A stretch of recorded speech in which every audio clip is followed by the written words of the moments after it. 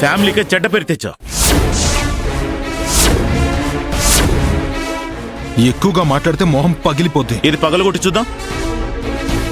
నువ్వేమన్నా పెద్ద పుడింగం అనుకుంటున్నావా? నాకు జాబ్ లేక నేను ఖాళీగా ఉన్నాను, కానీ నువ్వు నీ చేతగానితనం వల్ల బిజినెస్ వ్యవహారాలు చూసుకునే అవకాశాన్ని కూడా నువ్వు దూరం చేసుకున్నావు. ఏ విధంగా కంపేర్ చేసుకున్నా నీకంటే నేను చాలా బెటర్. అసలు నన్ను అనే స్థాయి నీకు లేనే లేదు. విక్రమ్, జాగ్రత్తగా మాట్లాడు.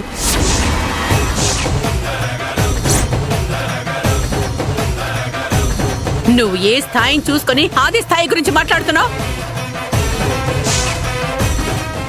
వాడిని, వాడి వ్యక్తిత్వాన్ని వేలెత్తి చూపించడానికి నీకు ఈ జన్మ సరిపోదు.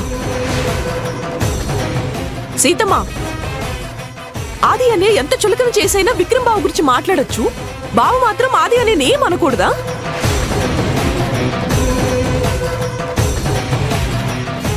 ఎంత ఇష్టం లేని పెళ్లి చేసుకుంటే మాత్రం మరీ ఇంత హీనంగా చూస్తారా? కీర్తి, కీర్తి, హీనంగా చూడడం, మర్యాదగా ప్రవర్తించడం అనేది ఎదుటి మనిషి ప్రవర్తన మీద ఆధారపడి ఉంటుంది.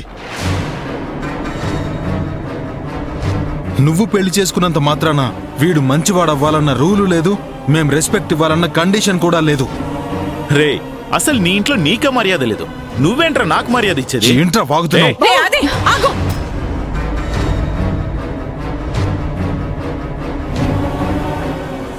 అసలు ఇదంతా కాదు. విక్రమ్ కి జాబ్ ఇస్తారా, ఇవ్వరా? ఇవ్వను.